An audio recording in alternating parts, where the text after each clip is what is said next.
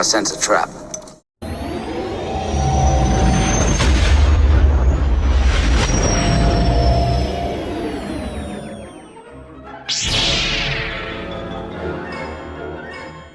Welcome to Galactic Initiative. I'm your host, Jeff. Returning to the program after an extended absence. Very happy to have him back. Grand Admiral Sean. Welcome, Sean.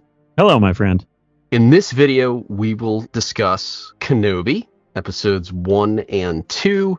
Just start out with a very broad question. From your perspective, what is the point of this show? Why did Lucasfilm create it? That is an excellent question, and I don't know if it's one that we can answer. Not unlike the Solo film, this is the TV show we didn't ask for, but got anyway. What are they trying to achieve with this, other than a nostalgic cash grab?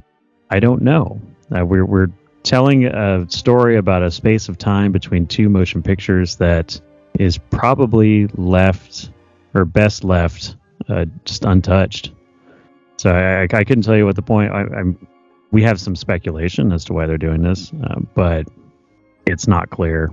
I haven't heard anything in the marketing material. I haven't heard anybody from Lucasfilm saying why this show was made. They have just been running around telling us how great of a show it is and how wonderful it was that it got made. I think nostalgic cash grab tops my list as well. Although harmful retcon is pretty close to the top. Yeah. I think that might be the unintended consequence of the nostalgic cash grab. Yeah. I don't know. There are plenty of shows out there to ruin old heroes. Oh, yeah, and this is just another one of them. So, indeed. Let's talk about Obi-Wan as a failure, which doesn't seem to fit the timeline. I would point to the series Rebels, a few years beyond this series, where he was in Rebels versus what we're seeing here. So by giving in to his grief, he's not equipped to protect Luke, which is everything. It's his purpose, it's his mission. He's cut himself off from the Force, lost the ability to wield it. I don't know, at this point in time, I expected to see him dealing with some guilt and some grief, but to have moved beyond most of it, to be training, to be meditating, to be communing. Luke is getting older. Obviously, with his plans, there'll come a time when he's needed, when the Force will need him. That time isn't terribly far off. But yeah, I didn't expect this version of Obi-Wan. Here's another childhood hero being portrayed as a failure. What say you? I would agree with that. The Obi-Wan Kenobi we're seeing, I would have expected to have seen much closer to the end of Revenge of the Sith. But we are 10 years out from that. And so, to your point, we should probably see him passing out of that stage or have already passed it.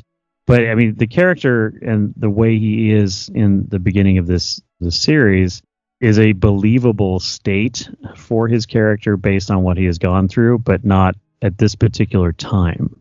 The end of Revenge of the Sith, I could see how that would seriously impact his spirit and his purpose and drive and all those things. Like he would just be crushed. I mean, he's seen the end of the Jedi Order, and it's because he decided to train the boy. I could see that taking a huge toll on a dude, but he's also, like you say, he's been given a mission, a very important mission in protecting Luke.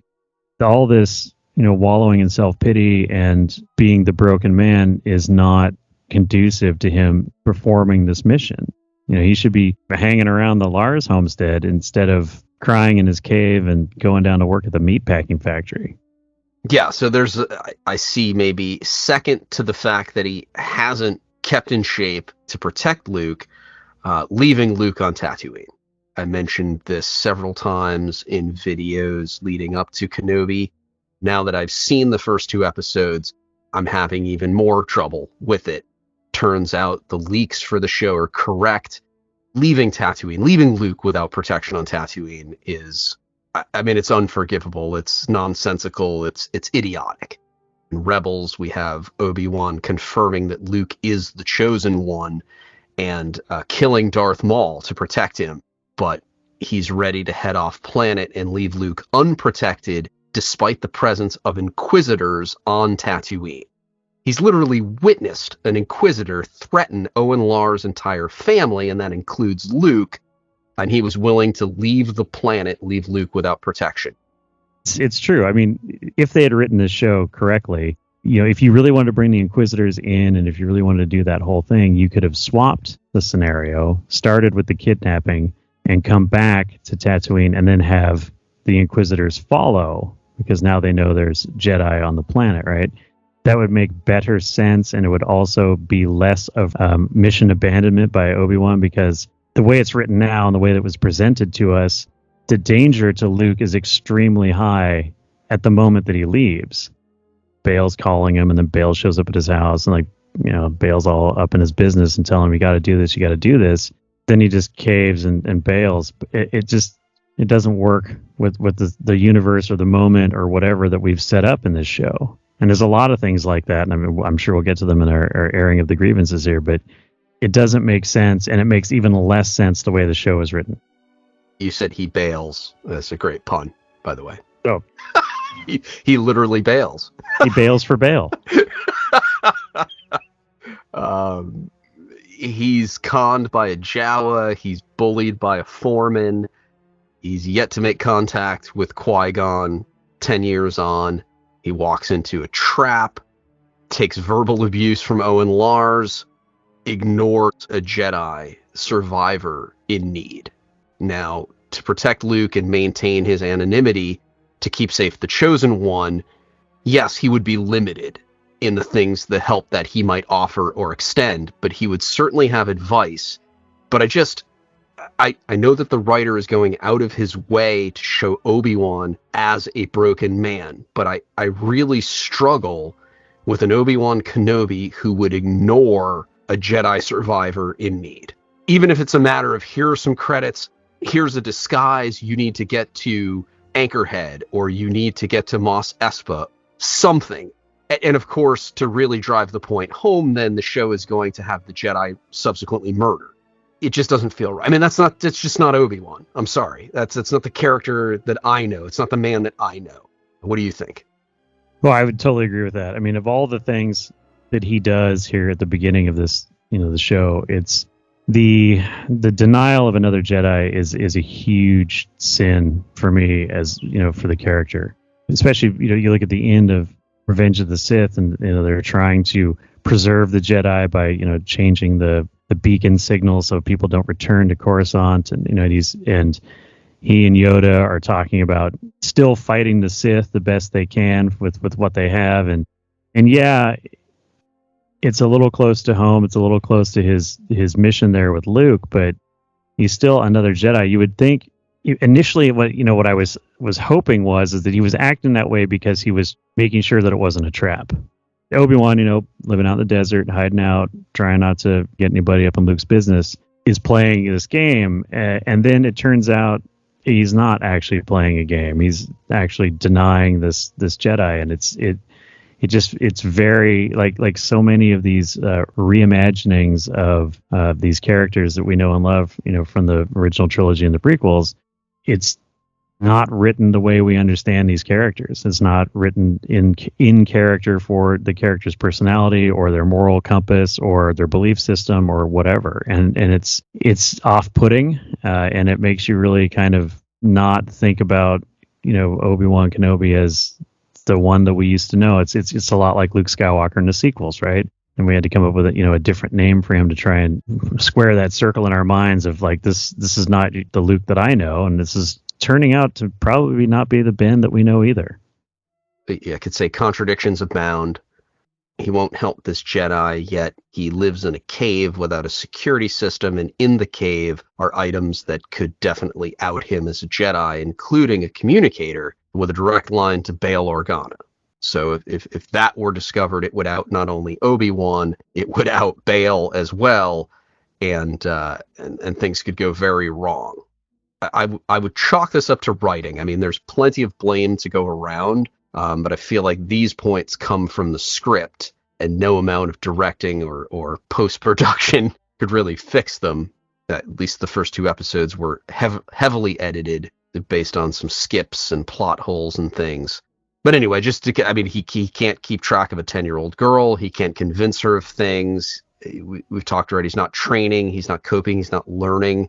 He has limitless credits. So many, in fact, that he can give to a beggar, a clone trooper, down on his luck.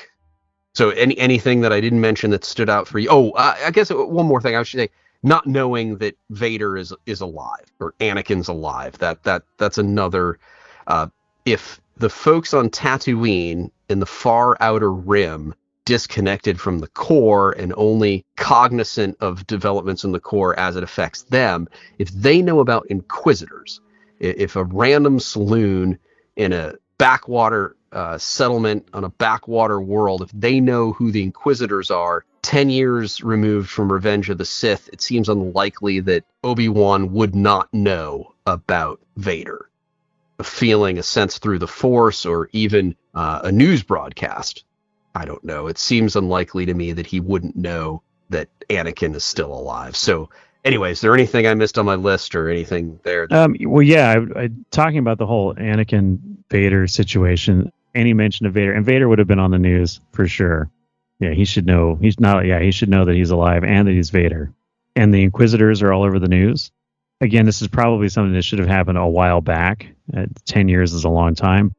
But the thing about the show that really gets me is that how everybody else knows that Darth Vader is Anakin Skywalker.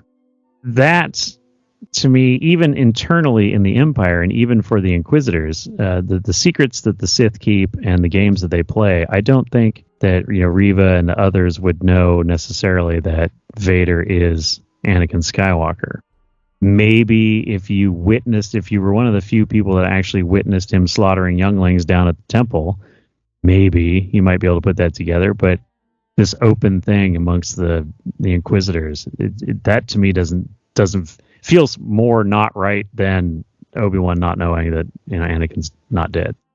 It's like all that stuff that Vader's been trying to tamp down and bottle up and hide and bury, and that should not be a thing that they talk about at work. He is Lord Vader who can kill you with a thought.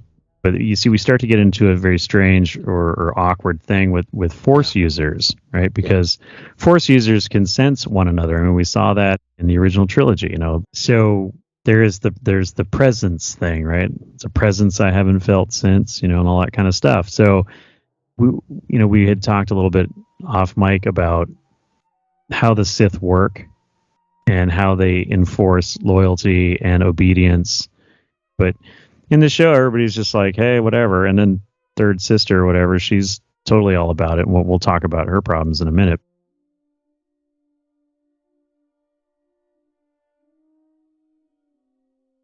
Galactic Initiative is not authorized or endorsed by Lucasfilm Limited. The name Star Wars and all related materials are registered trademarks of Lucasfilm Limited, a subsidiary of the Walt Disney Company, all rights reserved. Galactic Initiative is a registered trademark, and other product and company names are trademarks of their respective holders. Use does not imply affiliation or endorsement.